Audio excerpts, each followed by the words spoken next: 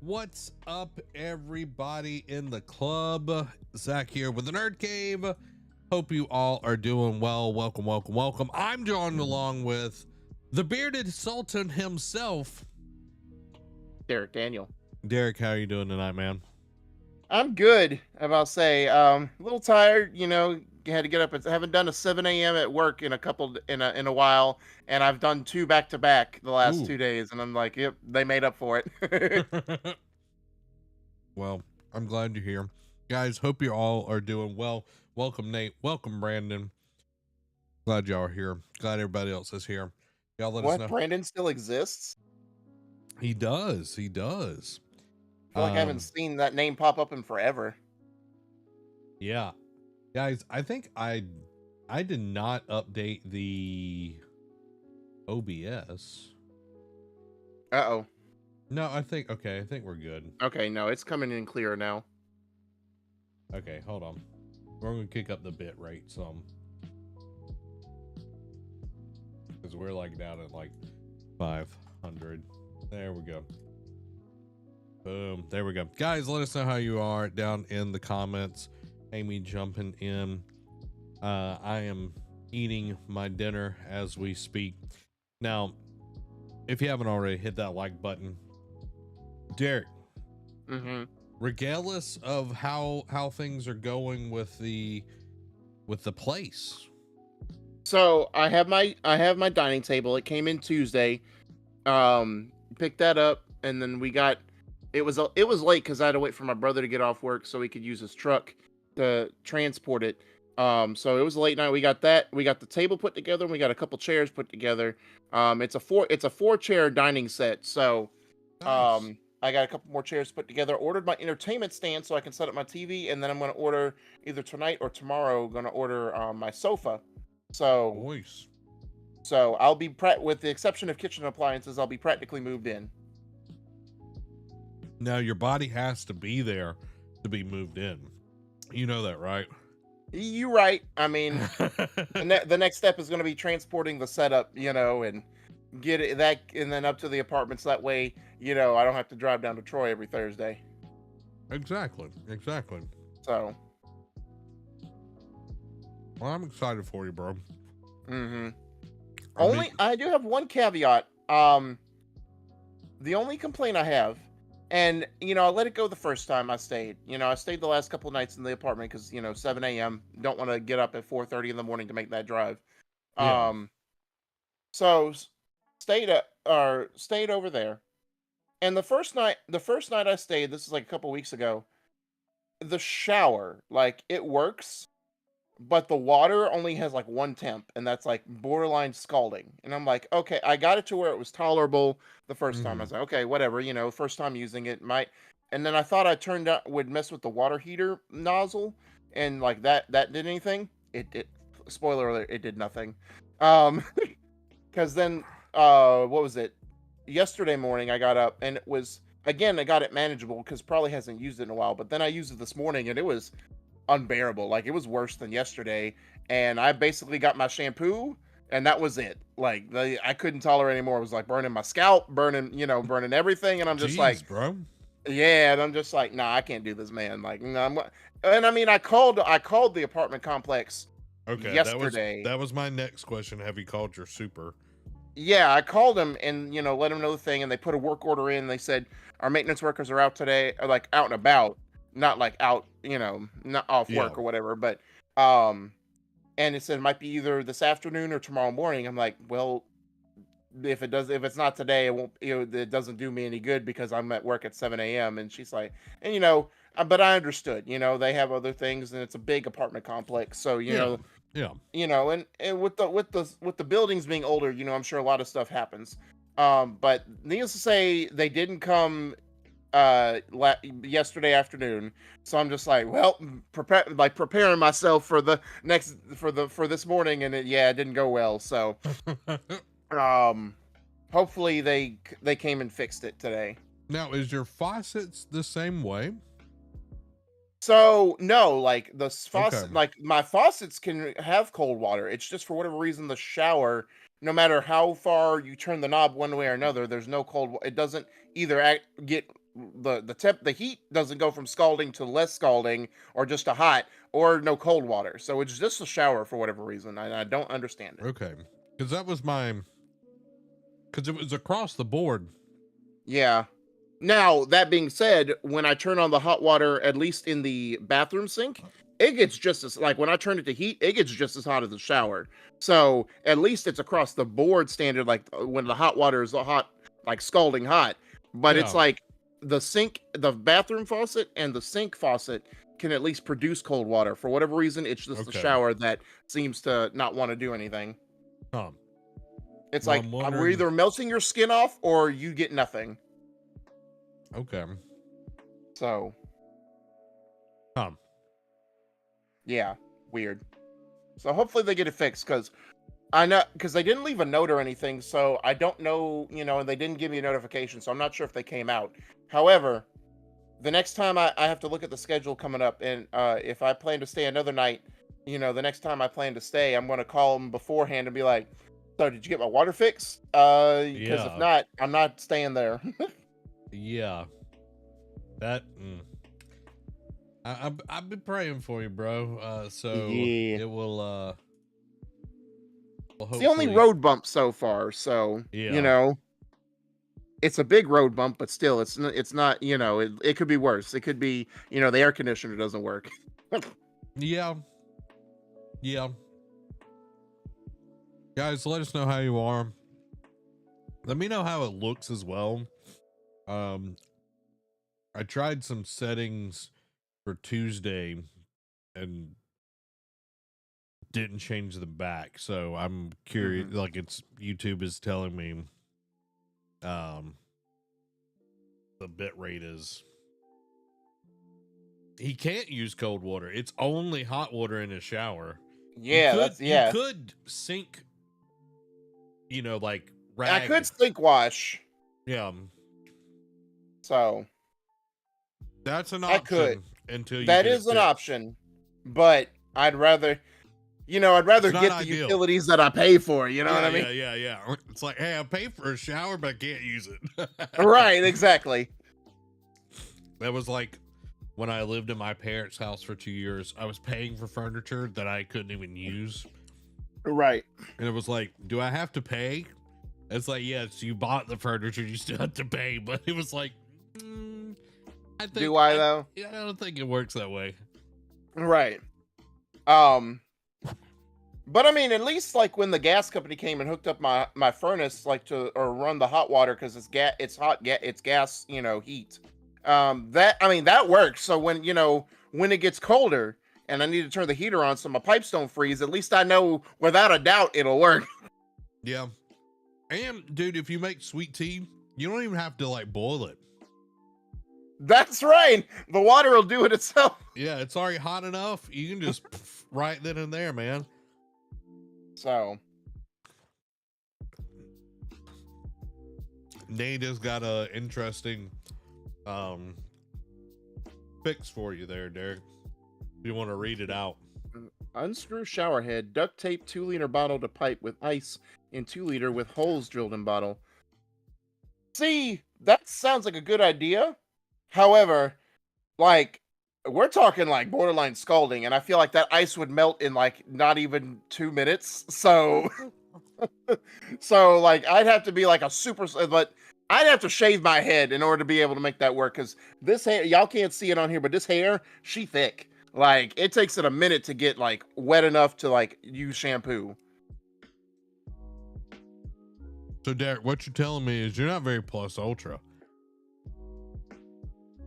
I'm not. You can't handle the hot. No, I can't. I can't handle the heat, so I need to get out of the kitchen. Yeah. So, I'll tell my story, guys. Okay.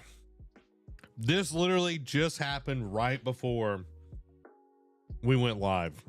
Did it involve you? Because I see you eating Chick-fil-A. Did it involve going through Chick-fil-A? It involved Chick-fil-A. Oh, no. All right. So, Amy's been sick. She's had a cold like since last weekend. I got a cold and then got her sick, unfortunately. So she's been fighting the cold. So I get home, she's out of medicine, so I go and get her medicine at Publix. And I'm like, okay, I'm gonna grab some chicken, some fries, you know, just pick up food right then and there. Right.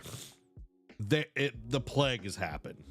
The plague has Right. happened. You know, the time of day is like 6 o'clock. The plague has hit Publix at this point. So I'm like, Right. okay, I'll just order Chick-fil-A real quick or whatever.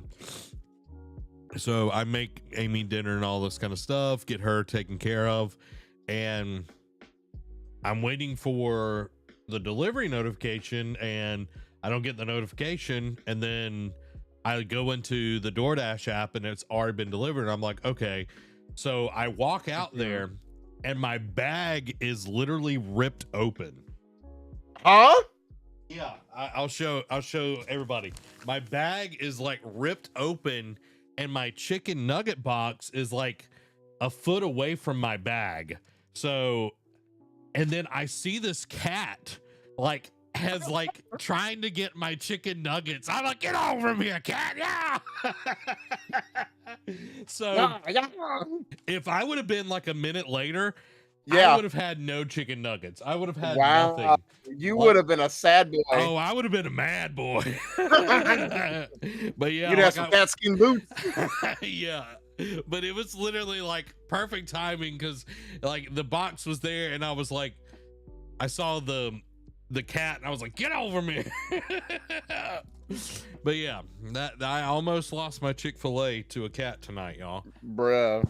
Like what about, cause see if, and again, had you come like even a few minutes later, you wouldn't have known who the culprit was. Cause I mean, you would have thought like a Wolverine attacked that bag. Yeah. Like I would have been able to like look on our ring or whatever. Oh, I don't know if the angle would have gotten it. All right. Because it, you know, it's like further. You would have down just heard bag wrestling. Yeah. But yeah, I almost lost my Chick-fil-A, guys. Man, I would have been a sad boy. that would have been tragic. But don't worry, Chick-fil-A being full of grace, they would have saw that story. It's like, we'll send you another one for free. Maybe, I don't know. Yeah. The one here, DoorDash wouldn't have sent it, but Chick-fil-A would have said, "You."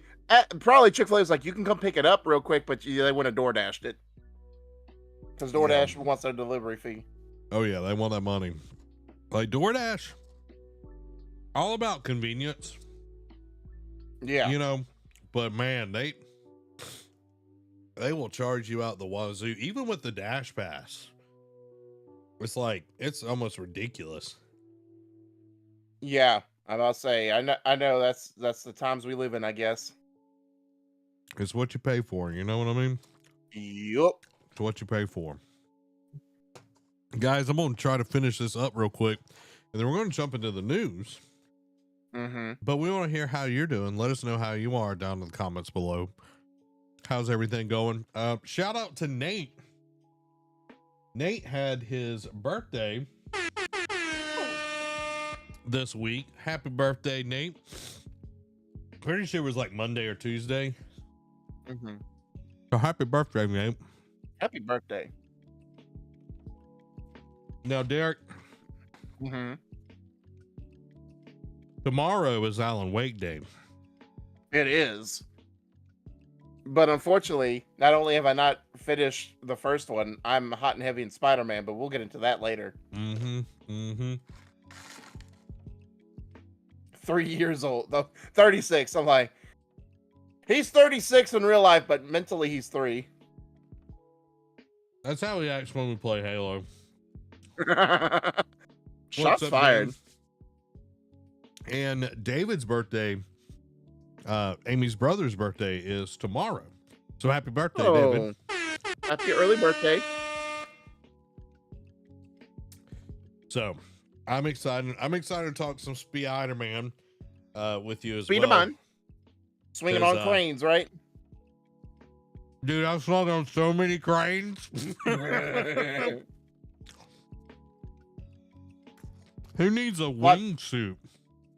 Right, exactly. When you got cranes to just whip you around the city. Oh no, we won't spoil it. Oh, I will. So Oh, I will. Batman comes in, murks everybody. Yep. I'm excited. And then the though. Power Rangers come in and save the world. I watched Barrett.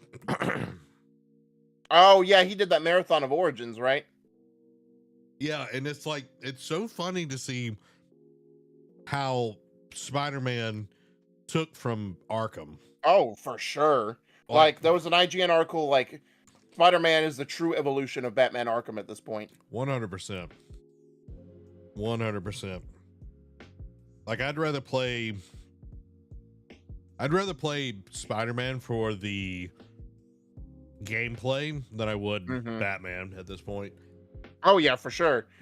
Mainly, I mean, well, I shouldn't say this because Rocksteady back in their heyday could tell some good stories. Their peak, in my opinion, was City, though.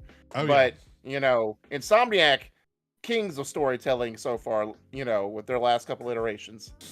Like, story-wise on this one, way better than the first one. Oh, for sure. Yeah, like, yeah, we'll get into it. Like, you know, there's so many because I don't know how far you've gotten. We'll discuss that in a minute. Yeah. Dan says my birthday's always overshadowed by the Super Bowl. Yeah, me and Dan are in February. Yeah. I don't let anything overshadow my birthday, though. That's true. That's very true. No, nothing overshadows my birthday. As only thing that could overshadow is Jesus coming. Yep, exactly. That'd be a good birthday present too. All right, Derek. I am now done with the Lord's chicken. Are you satiated? Are you satiated? Am I a Saiyan? Yes, I am. The Prince of all Saiyans. Mine. Thought on plans? Are you?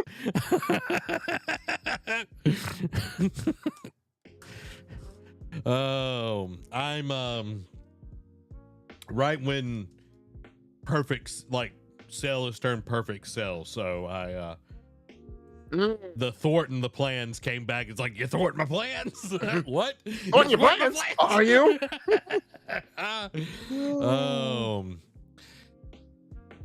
All right. And like when Trunks interferes with him, like trying to let Cell become perfect so he could beat him, and it's like he blasts him and he's just sitting in the water. It's like, I'm at a crossroads. I should be mad, but I'm also proud. I'm also a proud dad at this moment. He stuck up for himself. He's like, I'm still gonna beat him. The burning rage overshadows it. Dan says, I'm still finishing up AC Revelation, then I need to move into Mirage, then I'll probably play Spider-Man 2. One of these days I'll play Mirage. One of these days. But it won't be today or tomorrow. The next game that I'm playing is Alan Wake 2. Yeah. Which those reviews have dropped, and those are really good too. Yeah, I'm super stoked for some Alan Wake 2 goodness. You know what I mean? Now, once you beat Spider-Man 2 and then you beat Alan Wake 2, the question would be what's going to be the better story in your opinion. But, you know, we already know, like, we already have played over the weekend / week one game, but you got to wait to pay the second one, you know. Yeah. I guess I just need to take some more time off at work. All right, guys, we're going to jump into the show. We want your thoughts. We want your comments, all that good stuff. Let us know as we get into it. So here we go. Without further ado, starting in 3, 2, 1. This week in gaming, Bethesda messed around and found out. Xbox tries to capitalize on Starfield, and PlayStation does what PlayStation does. This is the NerdCave News, and I am one of your hosts, Zach Dykes, joined along with a legendary samurai of unwavering honor and an indomitable spirit. He stands as a timeless embodiment of Bushido, with a presence that commands respect His muscular frame and intense gaze reflects years of relentless game reviews and countless battles fought for the protection of his lord and the gaming industry while preserving his clan. A beacon of tradition and honor in a rapidly changing world. He is Hiroshi Slice and Dice Takashi.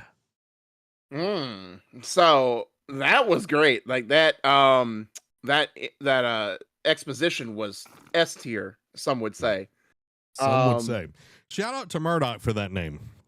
Oh, look at Murdoch. Look at Big Mac Murdoch. So let's see where this ranks. I definitely think it's top 10. But the question is it top 5? It's close. Yep. Oh, I'm at a crossroads. Do I put it below Victor Van Housen, the Von Villian vampire, or do I put it above it? No, it's still not better than the Von Villian vampire. It's going to be our new number 8. Derek, when you said you're at a crossroads, I almost said, well, you know, life is a highway. And I want to ride it. I want to ride it all night long. If you're going my way. Oh, this episode of the NerdCave News is brought to you by the Epic Game Store, where you can support us by using our creator code NerdCave and check out on anything from V-Bucks, all that Fortnite goodness, to Rocket League, to Fall Guys. All of that goes to support us. We get a small percentage and it costs you nothing extra. And we're also brought to you by Coffee Brand Coffee and our wonderful and illustrious patrons, but more on that later. So before we get into the discussion this week, it is time to talk a little bit about a game came out last week, not very known indie developers, called New up-and-coming starter. Yes, I think it's pronounced Spider-Man 2. Yeah, I think so. Which is crazy because I didn't even know the first one existed. Yeah. So, Derek, thoughts on Spider-Man 2? This is completely spoiler-free, so I want your thoughts. How much have you played? I think that's going to give us a lot as well. I'm about 10 hours in. Okay. Over 30% done. Yes, I just did. I don't know how far you are, but I went to the Coney Island Amusement Park for my last main mission, if that gives you any reference. Okay. So yeah, I've played about 30 hours. So jeez Louise! Did you sleep? I did. I'm surprised you haven't beat the game yet. I'm at the last boss fight. I was playing on my backbone last Tuesday night, and I was like, okay, I'm at the last boss fight. I want to experience this with the haptic feedback and everything.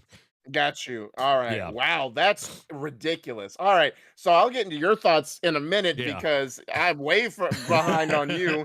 Lord, anyway.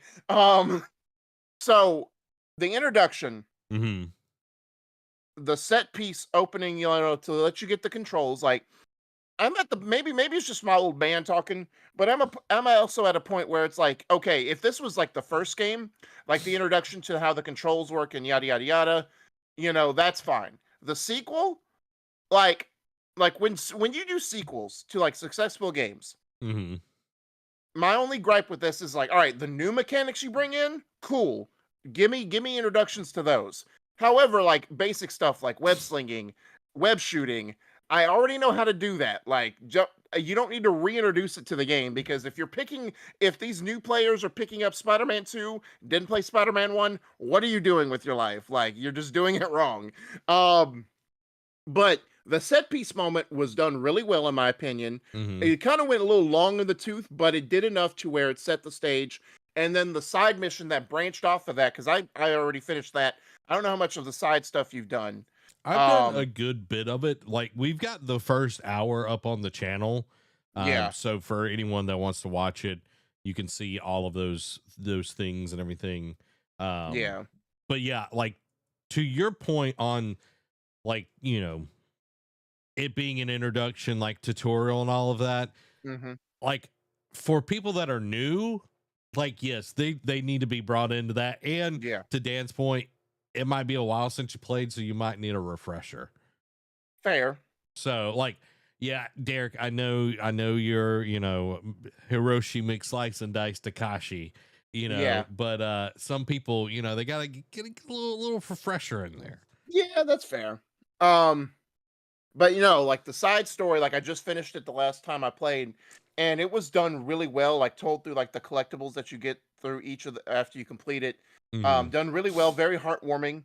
Um, and then just like the overall storytelling, like getting like it's not well, I'm trying to be I mean, Non-spoilery. if you play yeah, it's like if you play through Spider-Man 1, you know he exists in the universe, but there's a certain character that you meet that, is, that, Peter knows really well that like their introduction, like the flashbacks and all that kind of stuff that they've done throughout that leading up to it, like to the big offer he makes to him, to Hmm. like just like the last mission I left off on the Coney Island is just done really well.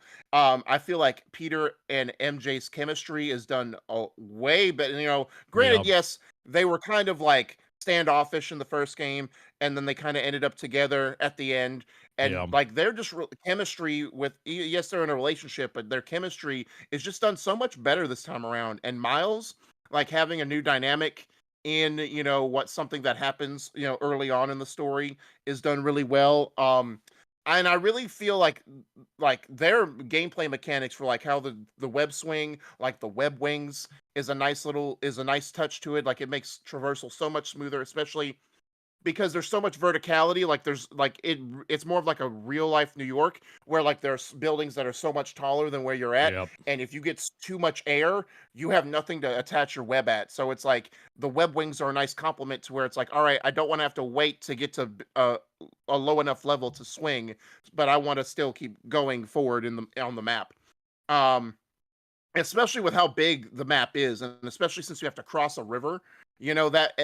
and of course, the placement of like little sailboats, so that way you can like get momentum off of that too is a nice touch. But um, it's the gameplay mechanics are done with are feel like they're more ironed out this time around, and there's a lot of good complementary additions to the gameplay mechanic as well. Um, Trying to think of what else there is. But yeah, the biggest thing, like you alluded to it before. I don't know if you said it in the pre-show or before we went live, but storytelling is a lot better than the first one so far. Oh yeah, 100%. The storytelling feels much deeper. The first one was good, but you know, Yes. being somebody that grew up on 90s Spider-Man and seeing all the Hmm. movies that have come out and you know, reading comics, all of these things, I felt like I knew where the story was going to eventually go in the first one. And that's what I was saying, because our big gripe with the first one is while it was a good story, it also felt like it played it close to the vest and it played it too safe. Yeah. The ending is the only thing I was not expecting Correct. out of the whole game. Correct. The rest of it, I was like, okay, this is about to happen. This is about to happen. You know, I felt like Yeah. I could pretty much beat for beat, you know, kind of guess it. And like some parts of it, like the Sinister Six stuff, was Hmm. felt rushed compared to other parts of the story. But Hmm. this one, I feel like a lot of things get to breathe. I don't feel like you are forced to do a ton of side quest stuff to be able Hmm. to progress the mission, the Yeah. whole main story and everything. And the technical marvel, and I know a lot of people are bragging about this and, you know, Yeah. like how amazing this is. To literally, I don't know if you fast traveled before in the game yet. Yes, I have. Okay. I didn't fast travel until like literally like 20 or 25 hours in because I did like Hmm. traversing is so much fun that like fast Oh travel yeah. was like I don't really want to. I want to explore. Right. But wherever you put like your little circle on the map and you Hmm. start the fast travel, that is Yeah. exactly where you go and it is instantaneous. and it is Yes. That mind concept. blowing. It is Yes. mind blowing. And it's just such an awesome marvel of like what marvel of what the PlayStation can do and what Insomniac has been able to make out of this game. For the gameplay and everything, 100% agree with what you're saying.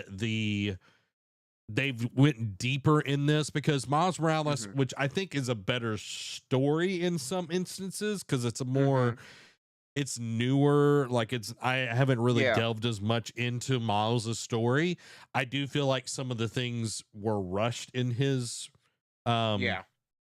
in his game and everything, but Yeah. this one I feel like they are doing a very very good job of balancing both Miles and Peter and even MJ's story and this other person's story, all with all of them. Like everything feels really Yeah. well thought out, and having where some missions only Peter can do, some missions only Miles can do. I'm Yes. talking about like side stuff and everything.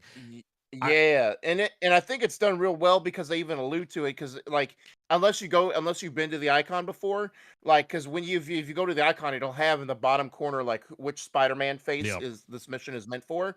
But I also like how they kind of use a little word quip where it's like, oh well, this is more Pete's thing. I'm yeah, gonna let him handle this, type deal. yeah, and then it will just switch, and I love that. Like you're not having to go to like a safe house and change or anything like that. Mm-hmm. It's just really really well done, and one of the things that I have found interesting and also like Mm-hmm. I miss is the suit power ups, like how the suits in the previous Yes. game actually gave you power ups. This one, Mm-hmm. it's just a cosmetic thing, and your power Correct. ups are in a totally different space and everything, which is fine. But I do Yeah. miss like, oh, if you played the first one, the Doc Ock, the anti Ock suit or Yeah. whatever, like had special perks and everything. You don't get Mm-hmm. that anymore. And they they did kind of tear down or pare down is more Mm-hmm. the word, pare down the amount of gadgets for the game, Correct. which I kind of don't like because I loved being able to go in that big wheel and just like like throw Right. out so many of them just like nobody is escaping my technical nightmare that I have. Like, but Right.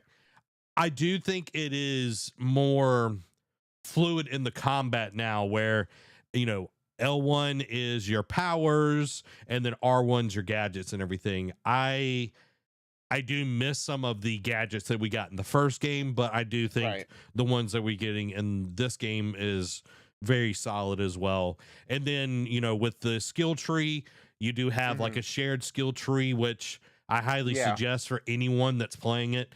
Focus on your traversal and your combat and that skill Yes. tree, and then worry about the, individual Spider-Man, because Right. you can easily like spend all your points in one Spider-Man's category and then Oh, switch to yeah. the other and you have nothing. Yeah, exactly. Yeah. And you bring up a good point too about the gadgets, but thinking about it now, I'm not saying this is an excuse because it'll sound more like a cop out, but I think because you'd swap between two of them, that it would be too much like R&D to try and make different. Because the abilities while you're in the suit, like if you hit L1 and then like any of the Mm, the sacred symbol buttons, gives you a different power and yeah. like a different ability. They're kind of similar in the style that they're in. Like you have an AOE, you have a charge, that kind of thing. But they're different based on who you play. But the gadgets are the same, and I feel like that would probably be too much R&D or try to create too much interface between two different Spider-Man. So they felt like they probably should not dumb it down, but like keep it simple type of thing Yeah. to like that way it doesn't overload the See, I player. Because I I don't I'm not saying necessarily like each Spider-Man have different gadgets. I'm just saying the massive array of gadgets you had in the fair. first one, being able to. I don't remember if Miles had all of those gadgets in his game though. So I think he Yeah, had it's he been a had some minute. different ones than Yeah. the others and everything. Dan says, um no fast travel idle sequence on the subway. I actually enjoyed those. No, it's literally instantaneous. Like Exactly. it's cool Boom, to and you're there. it's cool to see like those like subway scenes or whatever in the first and even Miles's, but this is like you don't get taken out of the action at all. Yeah. Um, Well, and like that was only on Spider-Man PS4 because mhm. when they ported it over to the 5, the fast travel they got rid of that and where it was just like you got in a subway to hit fast travel and then it's instantaneous. You're already at the place. Okay, okay. Um, but overall, just kind of pull this together, if you will. Mm-hmm. Really, really enjoying the game. I'm Mm-hmm. definitely can't wait to talk deeper about this, get into Mm-hmm. some spoilery things. But Mm-hmm. if you have enjoyed any of the Spider-Man games so far, this is definitely worth price of admission. Yeah. Um, I'm literally about to finish the game, and Yeah. I am for the stream, I'm going to start a whole new playthrough and play through it again. Mm. This might be me going for a platinum. Ooh. And I don't do Because that very regularly. no, you don't. No, you don't.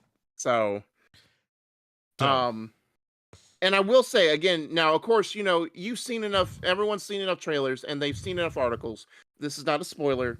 So don't at me. But what one of the main villains is Craven. You yeah. know, and there's an introduction when you get to a certain area, like when you see him like for the first time, like plotting it out and like seeing what he's actually trying to do. Hmm. Um, that something happens that doesn't really happen a lot in like we see like innocent this happen to innocent people like other things like that, but you really don't see it happen to known characters that often. So when it happens it's like, oh man, this is serious. Like they're trying to make Craven like this guy, this like intimidating presence, and like make him like a serious, not just like, oh, cheap world domination plan aside. They're trying to make him more like, all right, the stakes are high. Like I'm not in it for any one thing except my own glory. Yeah. Craven's his motivation Yeah. to a sane person, it makes no sense. But, Right. comic book villain type deal, it makes total sense. And Oh yeah. it is done really well where how they're like pulling it from like the Great Hunt or whatever the comic book Hmm. series and bringing that in. And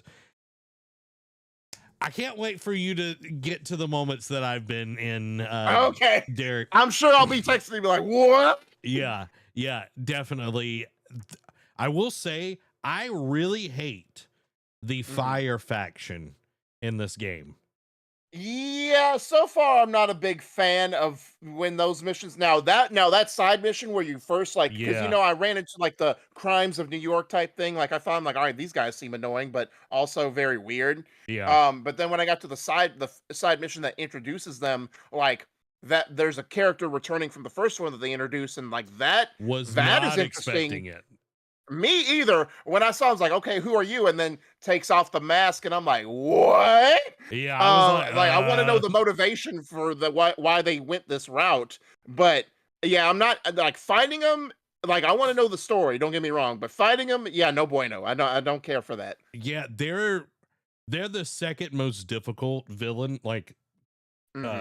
well, not class, um, faction. Faction.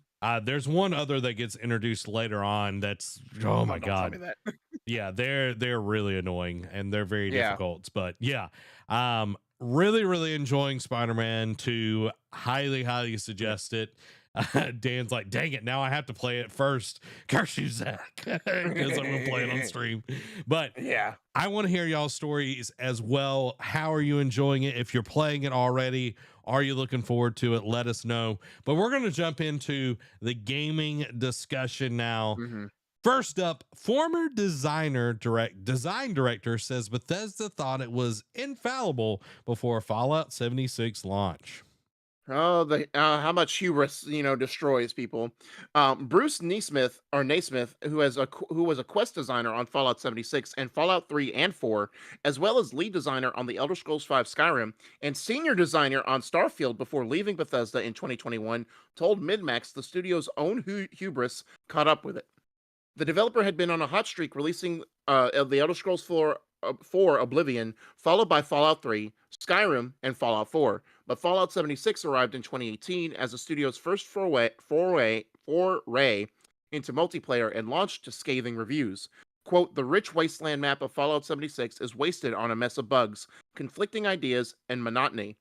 IGN said at the time, quote, Fallout 76 was one that I definitely struggled to warm up to. I think the company's aim was not as focused as it probably should have been, and you can see the results of that in the way it entered into the marketplace.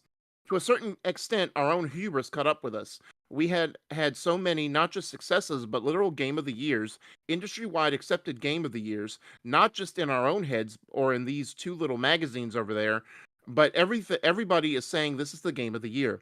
We started to talk ourselves into the fact of we were infallible. There was nothing we couldn't do, and clearly that's wrong. Naismith said it was the players asking for a multiplayer game that led Bethesda director and executive producer Todd Howard and the team to create Fallout 76 over any influence from executives. Having not developed a multiplayer game before, Naismith said that the team didn't realize how different the process would be. I was like, it's going to be the same. It's going to be the same Fallout. All we have to do is add multiplayer. And with those words, we started down a path that was not as successful as we had had before, because it's not just adding multiplayer. Turns out it was adding so much more. Fallout 76 has undergone somewhat of a resurgence since then, however, as Bethesda continued to support the game with regular updates and expansions. As for the next single-player Fallout game, fans will be waiting a while. Howard has confirmed Fallout 5 won't arrive until after The Elder Scrolls 6, which isn't due until 2028 at the earliest. That development timeline would place Fallout 5 as a game launching in the early to mid 2030s. Um, so like I said, hubris is the downfall of many. And when you get so much success, and we see kind of this, like we've been talking about this for the past few weeks with Naughty Dog, they've got so much success. Now, granted, yes, it is a combination of them trying to put this out versus PlayStation forcing them to make the game a certain Yeah. way. But we're kind of seeing it with Naughty Dog, how they make great story narrative driven games. And then all of a sudden, like they're trying to go into this new genre and it's not panning out to the point where it might even be canceled. In Bethesda's case, now he doesn't bring up Elder Scrolls Online. I know it's more ZeniMax, but it's still, in the Bethesda wheelhouse. But Elder Scrolls Online you could also chalk up, now granted, yes, it had to relaunch and get rid of the monthly subscription model, but you could almost say that it was also a success too. Now it wasn't Game of the Year success, but Yeah. it's still going strong, and like everyone gets excited for the new expansion. It's almost up there with, in terms of like WoW type of like hype levels anytime a new expansion drops for ESO. But again, to the point, like, yes, when you release Oblivion, then Fallout 3, and those get Game of the Year editions, and those are like hot topic games, and then Skyrim drops, and it's the most talked about game ever, and it Yeah. drops on multiple different consoles over the course of like a 10-year lifespan. And then you launch Fallout 4. Yes, it didn't have the same success, in my opinion, as Fallout 3, but it had its own, fan base, and it was successful as well. And then you're like, you kind of smell yourself a little bit, and you're kind of like, think we can do no wrong. We just kind of crap gold type of thing. And then you bring out Fallout 76, and then now you're humbled. Yeah. And, it goes back to assuming that, oh, it's just Fallout with multiplayer. How hard could it Right. be? And being a story driven developer and not a Yeah. multiplayer driven developer, because you look at Bethesda as a whole, other than ZeniMax, which put out Hmm. EOS, there has been no other multiplayer games really that they've put out. That's Correct. all been story based. So assuming that it's just, oh, it's just a flip of the switch. It's just this. Definitely got them into the place, Yeah. and the over promising, assuming that, oh, well, they don't really need NPCs. They don't really need Yeah. these things to like make the game good. There was a lot of skimping, and then, the debacle with the, legendary versions of it with the Yep. bag and all of these different things. Yep. It is nice to see where Fallout 76 has developed and come from. Now it's Yes. actually a good game, but I think that's where a lot of people fall into, they assume that something's going to be easy. They have bad direction from the top, and Mm-hmm. they're getting pushed in a direction where they don't know and they're not comfortable, going back to PlayStation with them trying to push all of this live service stuff. And we're starting to see that it's like a lot of people don't really want this. Bungie's all good with it, but everybody else is not. Like, they're like, hey, we really don't want this. To point out ESO, they have like 3 million active users in the Wow. last 30 days. Yeah. So they've still got quite a lot of people at 3,851,551 players. Wow. Yeah. So like So the install base is still very strong there, but correct. they didn't change the core of the game a lot. Yes, it is Correct. MMO, but there's still people to go get quests from, like real Mm-hmm. characters that have dialogue. There's definitely things Yeah. that feel like an MMO. It might not feel 1-to-1 on Skyrim, but it has a lot of those core tenets that people that expect an MMO will play like. That's Mm-hmm. what EOS. Unfortunately, Fallout 76 did not get that, but it is very interesting to hear that they were just very in themselves and just Right. assumed. And, right. And when you read most of this kind of like when you see this kind of stuff at other developers, a lot of the guys don't either have merit or like was there for like just like a quick second and then left and like they just had their own like uneducated opinion. This guy Yeah. has been in it with Bethesda. He was on Skyrim, Fallout 3 and 4, on Starfield. He worked on that a lot before he left and a couple of years ago, and he was in it on Fallout 76. So he knows what he's talking about. He was even in the thick of that game that led to them kind of stumbling a little bit. So he already knows, like he was there at ground zero when that happened, so he saw it play out in real time. So it's not like someone who was scorned because they were let go because they didn't agree with the vision that the company was doing, and it's like, well, then you can just go out the door. Bye. It's someone who's actually got skin in the game. Yeah, 100%. Dan says, I've heard bad things about the multiplayer interactions from Fallout 76, and I don't know if it's gotten better. I know they tried to do like a PUBG, Fortnite kind of arena, it closes Yeah. in and all of that. I don't know if it ever launched. But you know, Phil Spencer plays Fallout 76. Yeah, he does. He also plays Destiny. Yep. Yep. So. Talking about Xbox. Mm-hmm. Xbox reveals earnings post Starfield, and it's mostly good news. Microsoft has just shared its first quarter results for the 2024 fiscal year, and it's mostly good news for Xbox. Following the long anticipated release of Starfield, Xbox has broadly seen an increase in overall gaming revenue despite a decline in hardware.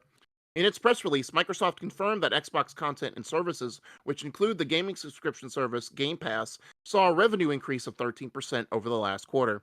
This follows the release of Starfield, touted as one of the most important releases in Xbox's history, which managed to hit 10 million players in just 3 weeks to become the biggest launch in Bethesda Game Studios history. Xbox also bolstered its revenue by raising the price of Game Pass. Xbox posts its first earnings since the Activision Blizzard merger. Uh, it was not all good news for Xbox, as hardware revenue declined by 7%. It was part of an overall decline that saw revenue from Microsoft hardware devices, such as Surface tablets, drop some 22%. While there's no direct explanation for the decline in hardware sales in the quarter, it was worth pointing out that several highly confidential documents from Microsoft recently surfaced online. One of those documents included plans to release mid-generational model refreshes of both the Series X and S sometime next year, with the next generation Xbox console slated to release sometime in 2028.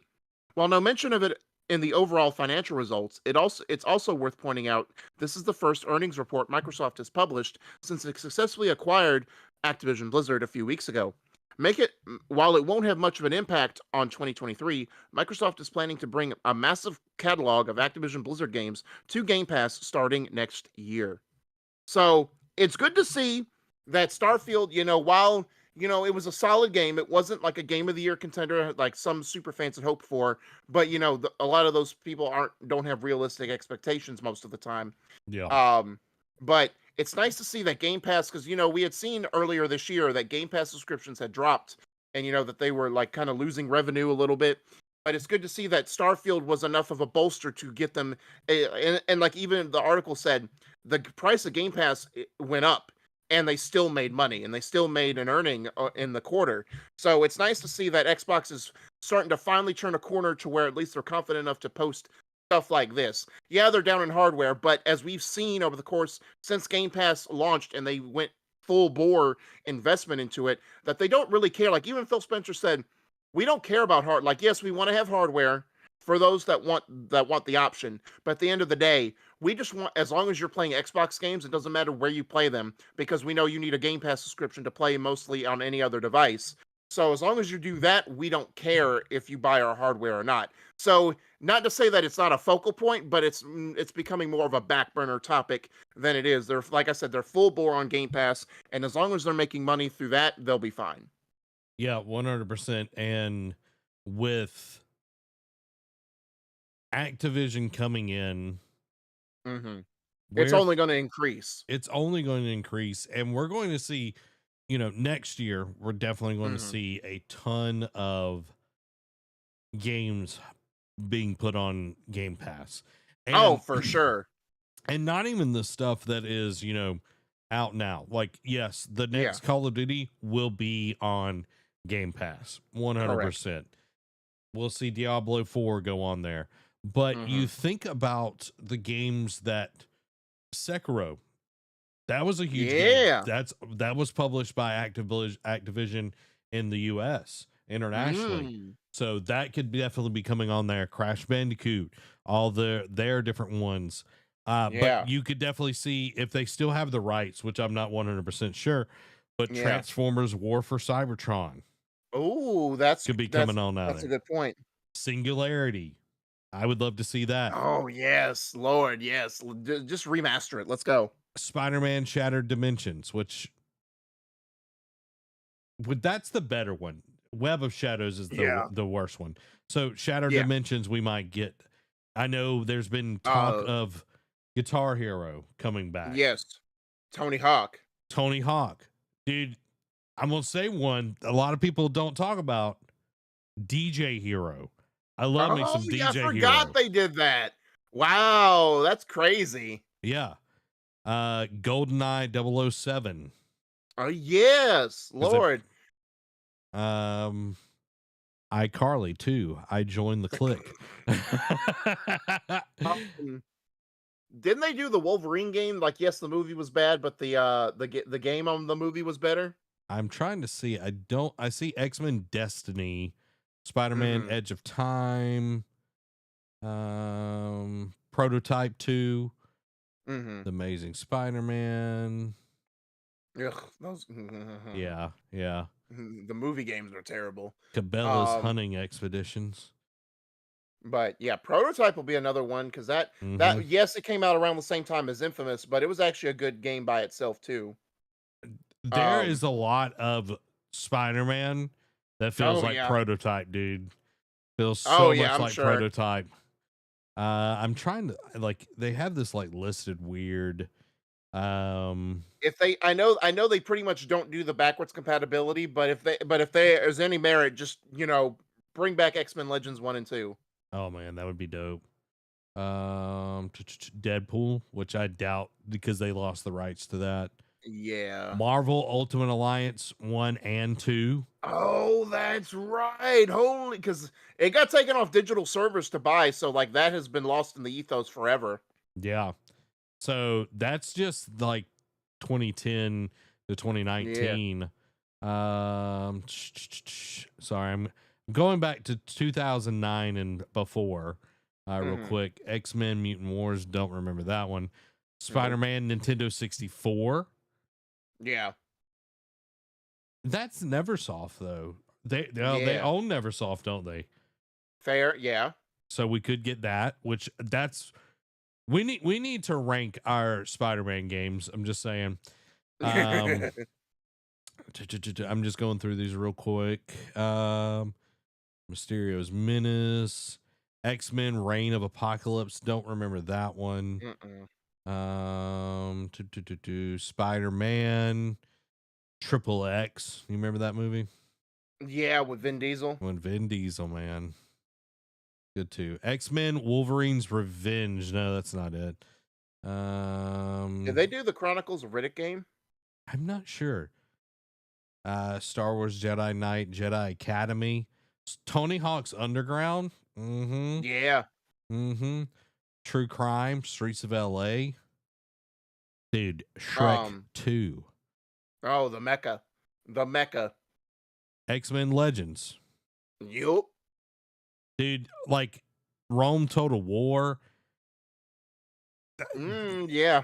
Doom. Just think of, like, because we're talking about the Activision side, just think of the Blizzard side too. Like, oh yeah, it's mostly going to be PC games, but I mean, they've been going full bore on PC Game Pass as well. So, like, people have been raving about getting StarCraft back. So, that's going to be huge.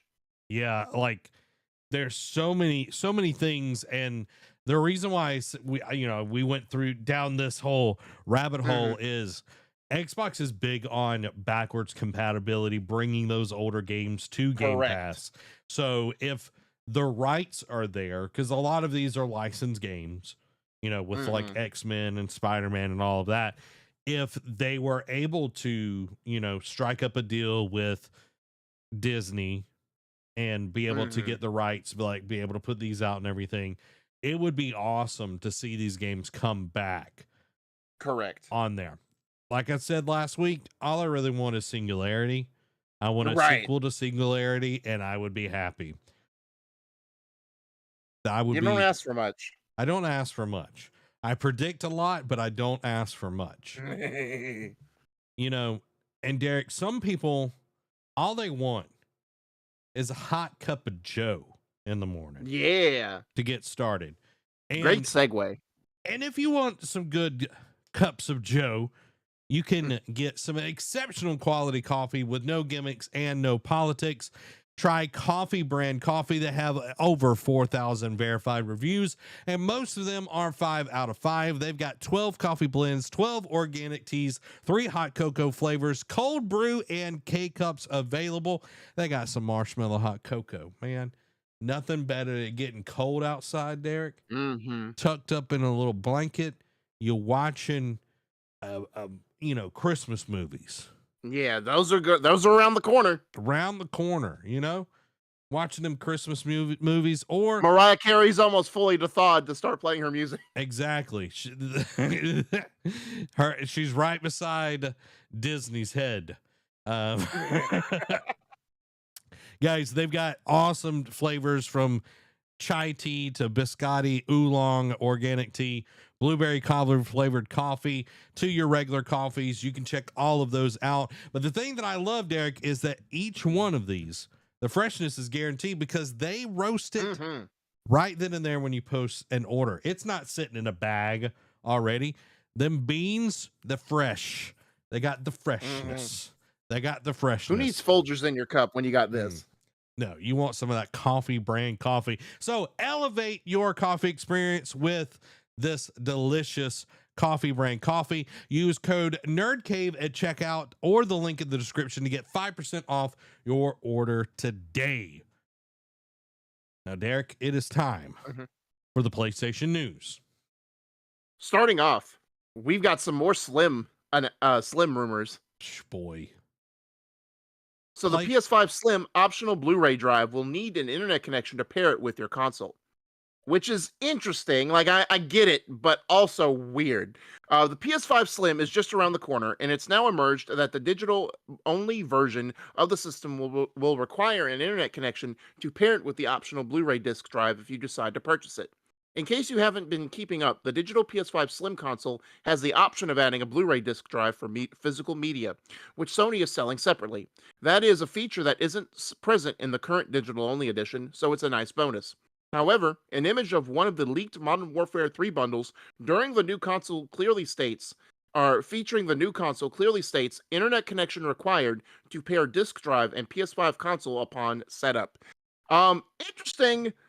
but hopefully it's a one-time use. So you don't have to need constant internet connection because when you're doing your digital like gaming, the nice little thing is, of course, unless it's a multiplayer only game. Like Mhm.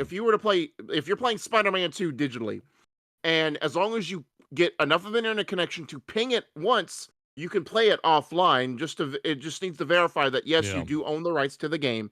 So hopefully it's kind of that similar setup where once you get the Blu-ray disc drive installed, that you just have to have Wi-Fi to ping it to let it operate, and then you can play it regardless of connection. Yeah, I hope that it's just the setup. It's not even like you have to have the ping, because you run into, say 10 years down the road, Yeah, they shut down the servers for PlayStation 5, yeah, because they'll eventually do it. Might not be 10, it might be 15, whatever. yeah. And then you have the version that has this, and you're not able to play those games. So it Right. presents an issue with the preservation of games Mm-hmm. where you can't play it anymore. Mm. Yeah. So you have to, like, I hope that it's only set up. I hope that that's Yeah. the only thing, Hopefully. and it's not where you have to constantly have an internet connection or ping it or anything like that. Mm-hmm. Um, if you're I gonna like get, how though, because this. Just sorry to cut you off. no, you're good. Just as a random thought that parked in my head, I like how because the supposed release date is November 10th, which is when Call of Duty Modern Warfare 3 drops, and they're going to do a bundle with it. It's funny to see how PlayStation is getting the last petty drops out of this. When we're still going to milk every last drop of of Activision money in our pocket before Microsoft starts taking over fully. Is it petty or is it just good business? Why not both? Anything with Jim Ryan, it's probably petty.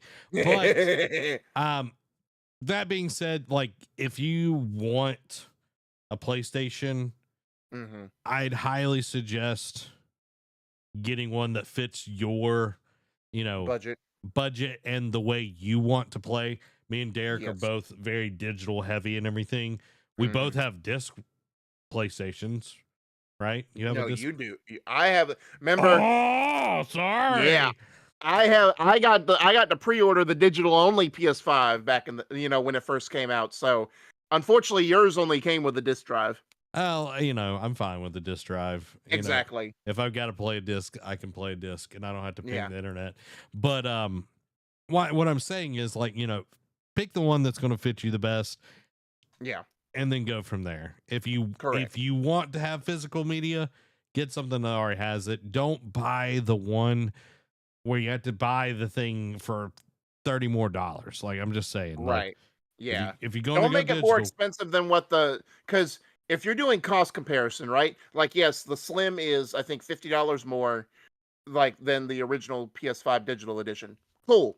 But when you buy the disc drive, it's going to be more expensive than if you just already bought the disc drive version. So just be smart with your money, guys. Like, I understand like regretting, and it's like, all right, I bought the digital one, but now I have so many discs I need to play from my backlog. Let me go ahead and buy it. If you even have some kind of fathom that you're going to still want a disc drive, just go ahead and buy the disc version. yeah, yeah. Some sad news, but Yeah. the writing has been on the wall for a while. Just when you thought it was over. Media Molecule is reportedly letting go of 15 to 20% of its staff. A new report has claimed that Media Molecule, the developer behind PlayStation Classics, Streams, and Little Big Planet, is laying off 15 to 20% of its staff. According to Sports Illustrated, which is a weird source to come, GLHF, an internal meeting took place at the studio today where it was announced that around 20 of its 135 strong staff would be let go. This comes in wake of the news that Media Molecule would be ending support for Dreams, which the studio described as a quote difficult decision but necessary in order to push forward for an exciting new project. So, obviously the layoff stories continue. Hopefully, eventually, we'll maybe by the start of 2024, we'll stop having these stories to talk about each and every week. Or it'll become one of those topics we just don't talk about. It's whichever comes first. But my question, I sat back and thought about this when I first saw this, Zach, and I had a thing. It's like because we've talked about Dreams, like how long it took Media Molecule to get this out of the pot, put it out, and it was kind of lackluster. It didn't Yeah. see the ROI that PlayStation, had given them the budget for. So, obviously, thoughts and prayers go out to the ones affected. Hopefully, they're able to recoup fast. And I don't wish, I never wish ill upon people, but the question has to be asked, was this writing on the wall for a long, it just took it a while to get to this point. Like you could almost make the argument that this was going to inevitably be the inevitable doom of Media Molecule. Like, no, I shouldn't say doom because they're not closing, but it was the inevitable negativity that was going to eventually happen to them because of this. Oh yeah, 100%. It took 10 years to create Dreams, and Yeah. it was not a smash hit. And Right. Media Molecule is a developer that feels like PlayStation 3. It is Correct. not even a PS4 type, like the way PlayStation has gone since PlayStation 3 is more story driven, bigger, these Third person action. these big epic tales, and Mhm. Dreams felt like this weird thing out of nowhere. And I know like Shuhei went and seen them and everything, and it's a cool idea and it's a cool Mhm. project, and all of those good things, but it doesn't fit within the vision and the 10-year plan of what PlayStation is trying to do. It Correct. does stink to see, more people getting laid off. And, Mhm. we've seen people get laid off at Naughty Dog, and Bracer Group is laying Mhm. people off at like breathing at this point. Yeah. But this is, this is par for the course. I'm surprised that they haven't been folded into another developer at this Correct. point in time. Which, at the end, they kind of see exciting new projects. Do you feel like this will be like the last straw where if they put out another one where it doesn't make it doesn't have to be a 10 out of 10 game of the year contender, but if it at least doesn't see ROI, like a bigger ROI than Dreams, do you think that that will inevitably happen to Media Molecule? Will they'll get folded in or, close the studio? 100%. Like, think about Pixel Opus. Love Pixel Opus. Rest in peace, Pixel Right. Opus. Concrete Genie, amazing. I feel like Yes. Concrete Genie probably made more money than Dreams, to be honest. But but they still got shut down. Right. So I think if Media Molecule doesn't turn around a game in the right amount of time, Mhm. and they see actual ROI, return on this thing, then they might become a support studio. They might get folded into something else. Mhm. Or they just might fold completely and they go their separate ways. I could 100% see that because it is the way of the gaming industry. If you don't Yeah. make money, and this is a business, when it comes down to it, this Yes. is a business. The If you unfortunate part of it. if you don't make money, you can't keep making art. Correct. That's just how it is, and it stinks. I hate seeing people lose their jobs, especially like in this industry that we really really love. But it's the times are here where if if your stuff ain't making money, you're not going to keep getting funded. Nope. That's And just again, and especially like with how long game development is, you know what I mean? Like you can't spend years and then, I mean, Sony will definitely not let them take a decade to make this game again, to make their next game for sure. no, dude. When you've got Insomniac, Yeah. I'm gonna tout Insomniac. Yeah. They put out Spider-Man, Mm-hmm. Spider-Man Miles Morales, Mm-hmm. then turn around and put out Ratchet and Clank. Yes. Yeah. Like within and Miles Morales and Ratchet and Clank dropped like within 6 months of each other. Yeah. And then put out Spider-Man 2. Yeah. And Wolverine is on the horizon. Yeah, Wolverine might be next year, which I highly doubt is next year. Yeah. Probably going to be 2025. But Yeah. that all being said, it's like you have a studio that is well ran and managed. Yeah. They have a vision. They know what they're doing. Yes, they're in the IP kind of game right now, but they're in their bag. They're in the Yes. you know? They're And that's the cooking. thing too. They're not just releasing game at a quick clip. They're putting out great quality games at a rapid clip too. Yeah. Yeah. And it just goes to show you when you have vision, you know, Mhm. the good book says a man without vision perishes. Mhm. And I feel like Dreams did not have that vision. They No. had something, but It was just that, a dream. it just was a dream, y'all. But our thoughts and prayers do go out to everyone that has been affected by the layoffs. Hopefully they will find a new place, maybe within PlayStation, but within the gaming industry, and it'll be quickly for Right. them. Let's jump into the PlayStation quickies. So starting off, like we have more rumored bundles. Marvel Spider-Man 2 PS5 Slim bundle has been leaked. Probably going to be a Black Friday special. Call of Duty Modern Warfare 3 PS5 Slim bundle spotted. New model looks to be around the corner. Sony has updated its PS5 UI or user interface to show which games are streamable via PS Plus Premium. More layoffs have been reportedly hit PlayStation's Visual Arts division. Connie Booth, head of internal production for PlayStation, is reportedly no longer with Sony. Final Fantasy VII Rebirth gameplay reveals Chocobo Racing, Junon Harbor, and combat. Some Spider-Man 2 news. Spider-Man 2 has sold over 2.5 million copies in its first 24 hours. Not 2 days, 24 hours. Ridiculous. Spider-Man 2 has been labeled a quote masterpiece by Super Smash Bros. Masahiro Sakurai, game recognized game. Spider-Man 2 always on ray tracing was only set in stone earlier this year. A Venom spin-off game is a possibility. Insomniac Games is quote gonna wait to see how fans react to Spider-Man 2.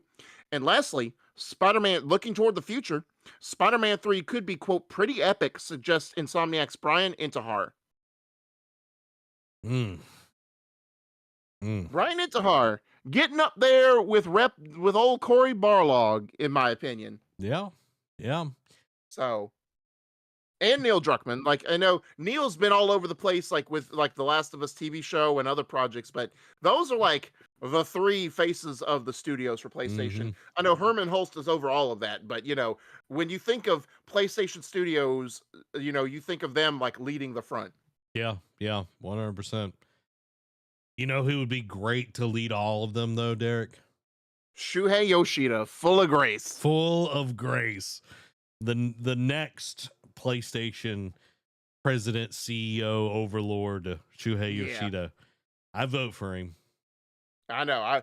I'd vote for him twice. Yeah, I'd slip another ballot in there.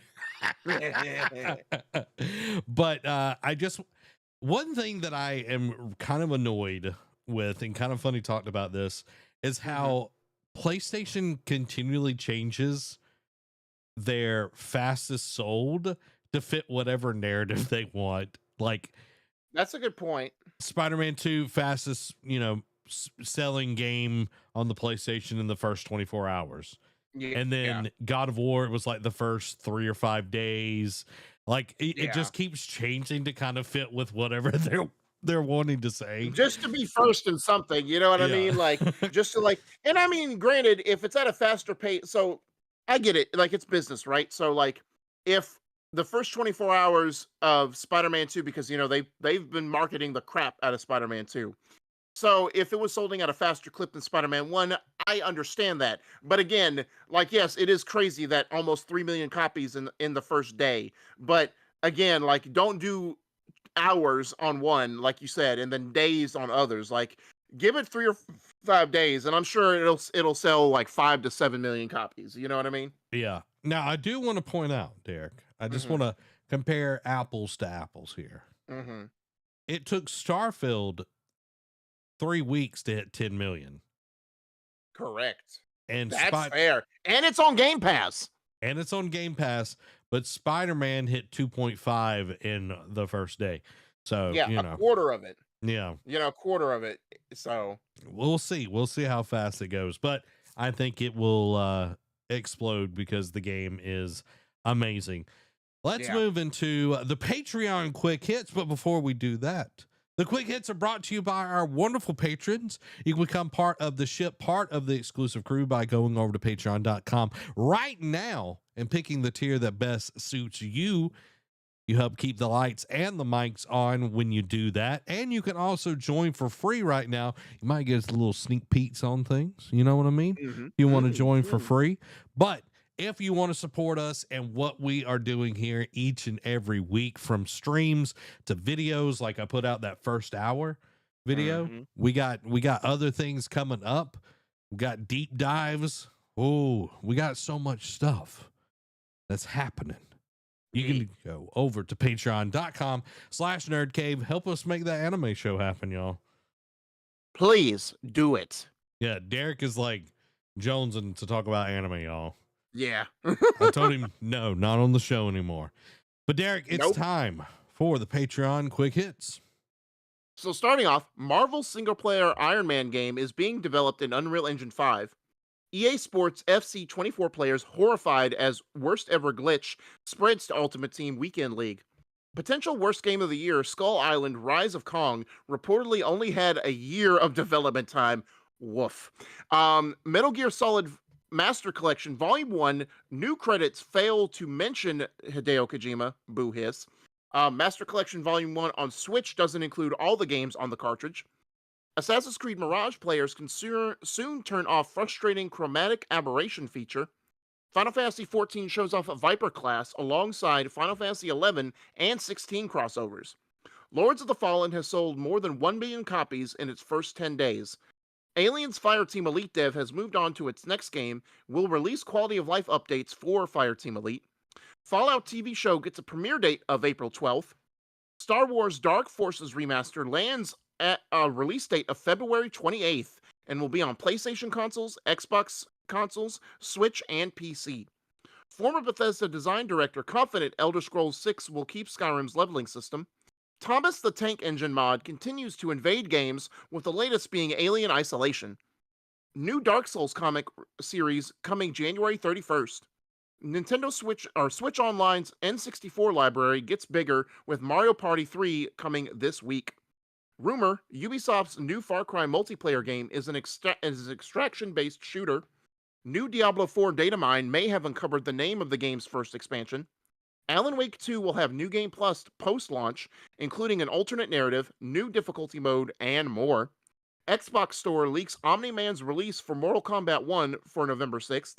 And lastly, Zach texted me earlier today, the running joke, Skull and Bones gets a new release window of somewhere between January and March. It ain't gonna happen. No, I mean, how about this? Will it actually land on store shelves? That's the question, but it can't die thanks to the Singapore government. There's a song, Derek, from the early 2000s. It's a girl group. I can't remember their name. It's a dope song, but it goes a little bit like this. Oh, you're never gonna get it. No, you're never gonna get it. Whoa, whoa, whoa, whoa. You're never gonna get it. That's right. You know. Oh, Murdoch. Yeah, Murdoch, stop holding your breath, my friend, because you're never gonna get it. We'll probably get Spider-Man 3 before we get No. Hold on. We'll probably get Elder Scrolls 6 before we get Skull and Bones. Yeah.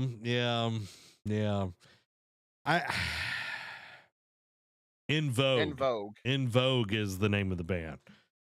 It's a good song. Y'all should all go listen to it. 100% suggest it. But yeah, it just stinks to see like Ubisoft continually pushing this back when they know that this is not going to happen. And I know it is like this government that is like keeping it alive essentially.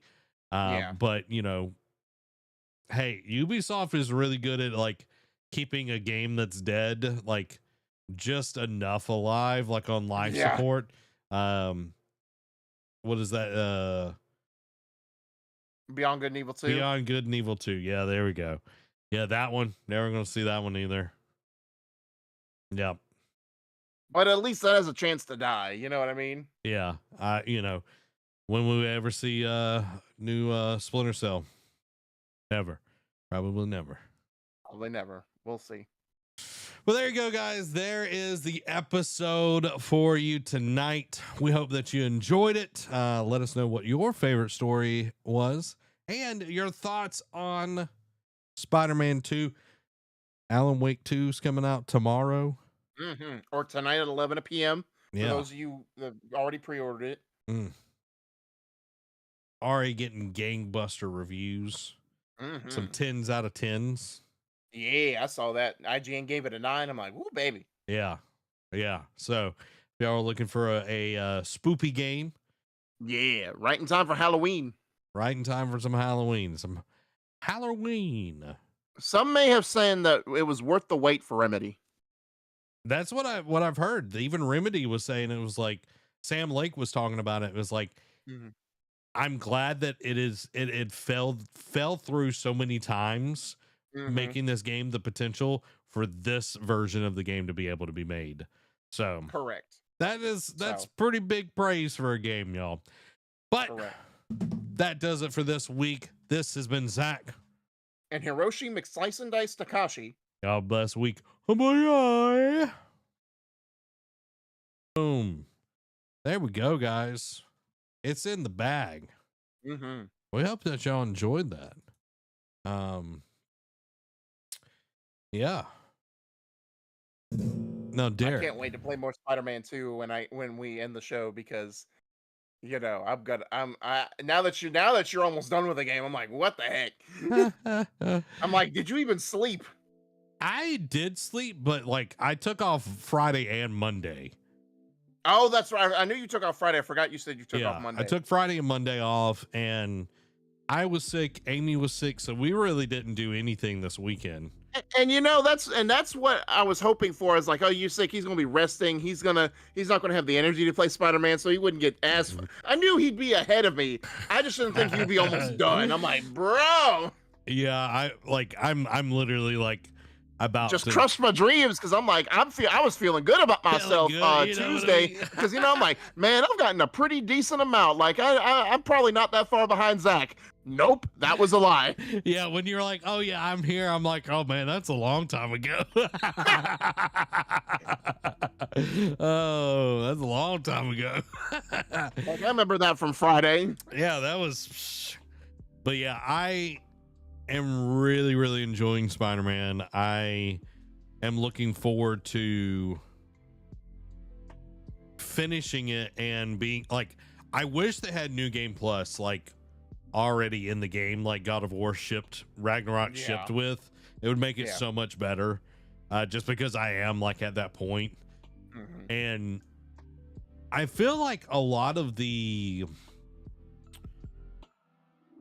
side stuff, the things that you have to do, are very similar in this game. They are, but at least they're different enough. Like there's a certain part, like after you meet up with a certain character and you see the proposition, and like you do some of like the side stuff in that, like it's cool to see. Like the whole like bike thing was pretty interesting. Like that was a little was a little tongue-in-cheek, that was funny, but it does feel very similar. Like I like the pacing though. Like I'm glad they kept the pace from the first game, where it's not just like they throw a bajillion things down your throat from the get-go. Once you get to the open world part, they like slowly like piecemeal it. Like, all right, we're gonna have you do this, and now there's a whole side content quest revolving around this moment. Now I'm like, okay, they kept that pace, and I feel like there's some of it like after the first set piece moment in the beginning of the game.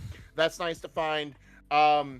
This is not, I guess, spoilers per se, because it's just like, but the photo ops, I do feel like was kind of like, I do like the little like ad lib they give it after you take the photo, but I'm just like, this feels like there's too many to do. Like I like it better than the like locations that were in the first one. That's fair. This makes it a little bit more interactive. Like you get to choose how you're going to frame up the shot. Have you found Greg and Blessing yet?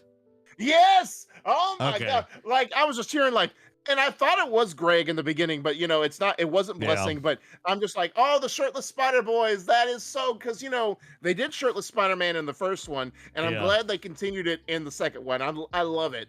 Yeah, I found it. And I tagged them on Instagram and everything.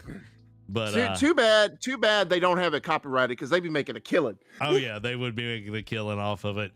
But I do like the wingsuit. I like the wind tunnels. Like being able to get around via that is so much fun. Dan says, I don't understand why New Game Plus isn't in there from the beginning. I don't know either. Like, it's not like they were like crunching to get this game out. Like, it's already been out.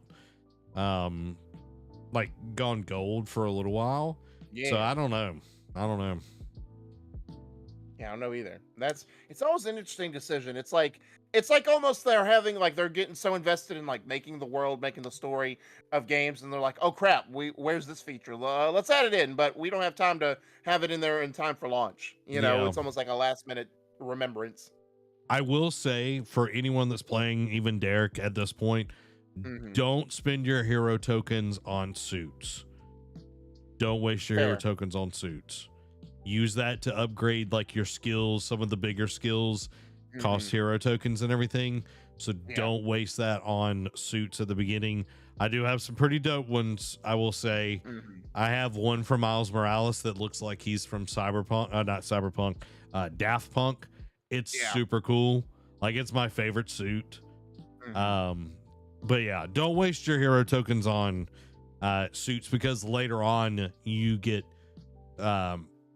it's easier to get those hero tokens later in the game than it is earlier. So just putting that out there for everybody, so you're not wasting a ton of hero points when you need to get those upgrades. So yeah. Well, that is going to do it for us tonight, guys. We hope that you enjoyed it. We'll be back next week, Lord willing, and we'll be playing some games and hanging out with everybody. So y'all have a wonderful, wonderful rest of the night, and we'll see you on the flip side. This has been Zach and Derek. Have a blessed week. Bye.